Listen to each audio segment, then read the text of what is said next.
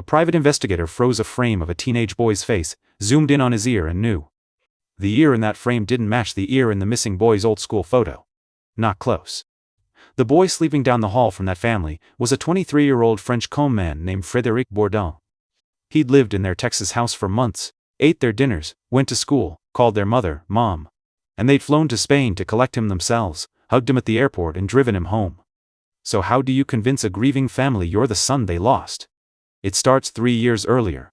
June 1994, San Antonio, Texas. Nicholas Barclay is 13. Blonde, blue-eyed, small for his age, quick to fight. He's playing basketball at a friend's house. He calls home for a ride. Nobody comes to get him. His mother was asleep after a night shift. His older brother didn't answer. It was 3 miles home. So Nicholas started walking. That's the last place anyone can put him with any confidence at all. No body. No witnesses. No note. A 13-year-old subtracted from a suburban street in the middle of summer. Police looked hard at the family. The family looked back. 3 years passed and nothing moved at all. Then, in October 1997, the phone rings in San Antonio. The call is coming from southern Spain. A man says a boy has turned up in a children's shelter. Terrified, wouldn't give a name for days. Then the family hears the rest, and the room tilts. The boy is saying he's Nicholas Barclay. Here's what nobody in that room knew. The boy in Spain was 23 years old. His name was Frédéric Bourdin, and by then he had already been a dozen different missing children. He grew up in France with a mother who mostly wasn't around, and a father he never met.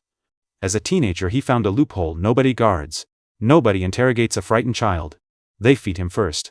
So, he became one. Again and again. He'd walk into a police station and say he was lost. He wasn't after money. He was after what a lost kid gets.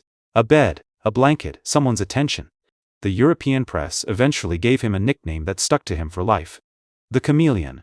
By 1997 he'd been caught so often that a generic lost boy wouldn't survive a single phone call. He needed a real name, a real file, a real face somebody somewhere was already searching for. That October, he was in a shelter in Linares, Spain, claiming to be an abandoned American teenager. Staff started pushing for details. He had a night, maybe less, before the whole story came apart. So he did the thing that still stuns the investigators. He picked up a phone and called America. He posed as a Spanish police officer asking a missing children organization for files on missing American boys. And somewhere in that call he found one. Nicholas Barclay, San Antonio, missing since 1994, blonde, blue-eyed. Nicholas would be 16 by now. Bourdin was 23. That gap alone should have ended this in seconds. It didn't, because he'd spent years learning which details people actually check, and which ones they only feel. He bleached his dark hair blonde over a shelter sink. It came out brassy, uneven, obviously fake. The file said Nicholas had 3 tattoos. Bourdin had them copied onto his own body from the description. But he couldn't fix his eyes. Nicholas Barclay's were blue. Frédéric Bourdin were brown and stayed brown. So he built a story that made the eyes unaskable. Bandages, sunglasses, a hood, a boy who flinches. Then he made the call that family had spent 3 years waiting by the phone to receive. Nicholas's sister Carrie got the message at home. Her brother was alive, in Spain, found, coming back. Think about what that sentence does to someone who spent 3 years quietly rehearsing the worst version. You've had a phone buzz with news so big your hands stopped working properly. Multiply that by everything. Carrie flew to Spain on borrowed money to collect a boy she hadn't seen since he was 13. Bourdin later said he was certain this was the end. She'd take one look at him and scream. She walked in. He was wearing a scarf, sunglasses, a hat, gloves, everything short of an actual mask.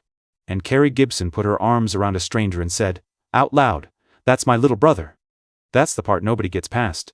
But the strange part isn't that she believed him in that room. It's that she had reasons. And once she handed him her certainty, he could spend it for months. Nicholas had a distinctive gap between his teeth. Bourdin had a gap too. Coincidence, and completely, disastrously enough. The tattoos matched the missing person's description exactly, because the description is where he had copied them from. Carrie brought a photo album to Spain. Within a day he was feeding her family details back to her. That's the actual trick. He never had to learn their history, he got them to hand it over. Watch how it works. He'd start, "Remember that Christmas," and stop. And somebody at the table finished it. You've done a small version, nodding along to a coworker's account of a meeting you didn't attend. Then someone asks you about that meeting a week later, and you repeat it back like you were there. Now the accent. He'd left France at 23 with a French accent he had no way to lose. So he told them he'd been abducted, trafficked, held by men in Europe. 3 years of unspeakable things. That story did 2 jobs at once. It explained the accent, and it made every follow-up question feel cruel. Ask why his eyes changed color and suddenly you're interrogating a torture survivor across your own dinner table. That's the real engine here. Not the hair dye, not the tattoos. The shame he attached to doubting him. A good con doesn't make you believe. It makes checking feel like a betrayal of somebody you love. If that just reframes something for you, that's exactly what this channel is for. Stick around for the rest. Because the family wasn't the only one fooled, the United States government went next, and faster. The American consulate in Spain issued him a passport in Nicholas Barclay's name, with his own face on it. In that photo, a grown man with badly bleached hair stares flat into an official government camera. In November 1997 he landed in San Antonio. The whole family was waiting past the gate, crying. Nicholas's mother, Beverly, hugged him in the airport and drove him back to the house he'd never lived in. He got Nicholas's bedroom, Nicholas's clothes, a social security number, a school registration form with a real signature. He enrolled in high school and sat in class beside actual teenagers, taking notes in a French accent. For the first time in his life, Frédéric Bourdin had the thing he'd been stealing, a family, a name. And by his own account, that's when it started to break, because he no longer wanted to leave. The FBI wanted details about his abductors. He talked for hours and gave them nothing anyone could check. Agent Nancy Fisher kept pushing. The age didn't work, the accent didn't work, none of it worked. She wanted DNA. The family fought it. Every test felt like an accusation pointed at their own miracle. Then, television arrived. A tabloid news show called Hard Copy wanted the reunion of the year on tape. And to check the background before airing it, they hired a San Antonio private investigator named Charlie Parker. Parker sat through the interview and left with a feeling he couldn't file anywhere. Something in the face. Not the accent, not the sunglasses. Something structural he could see and absolutely couldn't name out loud. So he did the only thing available to him.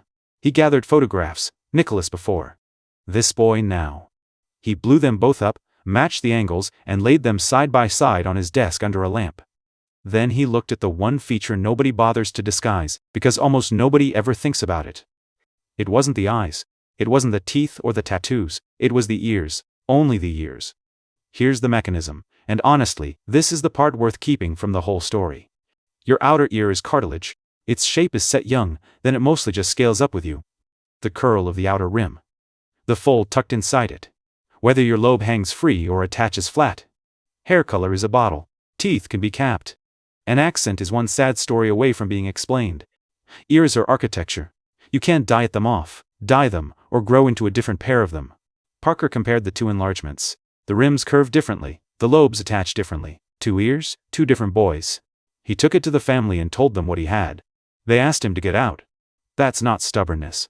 That's what 3 years of hoping does to somebody handed evidence they can't survive. You've left a message unopened because you already knew what it said, and not knowing was still livable. The DNA test came anyway, forced through in 1998. The result took days that must have felt endless. It wasn't Nicholas. It had never been Nicholas, not for one single hour of those 5 months. Bourdin was arrested, convicted of passport fraud and perjury, and sentenced to 6 years in an American prison. He was released in 2003, deported to France, and went on to impersonate missing children again afterward. But here's what the ears never answered, and it's the reason this case still doesn't sit still. Nicholas Barclay has never been found, and Bourdin later claimed the family took him in because they knew. Investigators have suspected the family for decades. The family has always denied it. Nothing has ever been proven. So you're left with 2 possible stories. Both are unbearable, and one of them is the true one. The useful part is smaller than the mystery. Identity hides in the features nobody performs: ears, bone, gaps. A family looked at a stranger for 5 months and saw a son. One man looked at an ear. Subscribe if you want the next one, a famous con man whose own legend turned out to be invented. Nicholas Barclay was 13 and walking home. Cases like this deserve to be remembered so nobody forgets him.